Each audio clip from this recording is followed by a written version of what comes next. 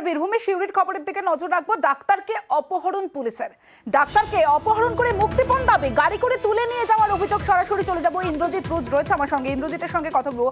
ইন্দ্রজিৎ, এ তো রক্ষকই ভক্ষক, সেই এসআই এর বিরুদ্ধে কি ব্যবস্থা নেওয়া হয়েছে, কি মামলা করা হয়েছে? অন্যদিকে শুধুই কি টাকার জন্য এই মুক্তিপণ, টাকার জন্য এই অপহরণ, নাকি এর পিছনে অন্য কোনো কারণ রয়েছে?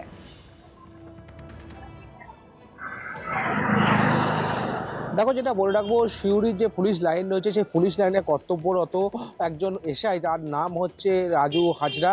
তিনি কিন্তু রামপুরহাটের ভাড়া বাড়ি নিয়ে থাকতেন, একজন আয়ুর্বেদ চিকিৎসক, বা তিনি আয়ুর্বেদের যে ওষুধ তিনি বিক্রি করেন। তার যেটা অভিযোগ যে তিনি যখন রামপুরহাটে কালকে ছিলেন, তখন সন্ধ্যাবেলায় তার বাড়ি থেকে তাকে কিন্তু অপহরণ করেছিল ওই রাজু হাজরা বলে। এবং বোলপুর থানার অন্তর্গত যে সুপুর গ্রাম রয়েছে, সেই সুপুর গ্রামে কিন্তু লোকজন জড়ো করে দেন তিনি চিৎকার করে, এবং সেখান থেকে কিন্তু পুলিশ তাকে গ্রেপ্তার করেছে। এবং ইতিমধ্যে আমরা যেটা জানতে পারছি, পুলিশ কিন্তু তার বিরুদ্ধে, তাকে গ্রেপ্তার করার পরে তার বিরুদ্ধে কিন্তু যে অপহরণের যে মামলা, সেই মামলা রুজু করেছে এবং তাকে বোলপুর মহকুমা আদালতে তোলা হয়েছে, এবং তাকে কিন্তু 7 দিনে পুলিশি হেফাজত দেওয়া হয়েছে। পাশাপাশি কী কারণে তিনি অপহরণ করলেন সেই বিষয়টি কিন্তু সম্পূর্ণভাবে পুলিশ তদন্ত চালাচ্ছে।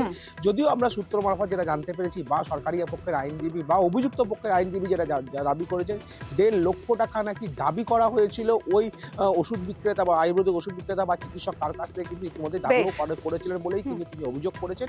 এবং সেই পরিপ্রেক্ষিতেই কিন্তু এখনো পর্যন্ত তদন্ত চলছে, যদিও পরিষ্কার নয় বিষয়টি কি কারণে পুলিশ কর্মী একজন চিকিৎসক বা আয়ুর্বেদিক ডাক্তারকে অপহরণ করলেন। বেশ ইন্দ্রজিৎ,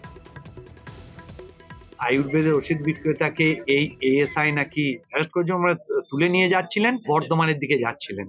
এখন কিডন্যাপ করা হয়েছিল ওকে, 1.5 লক্ষ টাকা ওনারা দাবি করছিলেন। লালটু হাজরা এবং ওর সঙ্গে নাকি একজন সিভিক পুলিশ এবং আরো একজন লোক যুক্ত আছেন।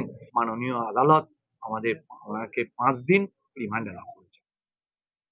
যিনি ভিকটিম আর কি, এই রফিকুল ইসলাম, সে গাড়ি থেকে নেমে চিৎকার চেঁচামেচি করে, তখন আশেপাশের লোকজন জড়ো হয় এবং বোলপুর থানা খবর দেয়। বোলপুর থানা পুলিশ এসে ওনাকে উদ্ধার করে। উনি হচ্ছেন বর্তমানে আর কি একজন এএসআই। 5 দিনের জন্য ওনাকে পিসিতে পাঠানো হয়েছে।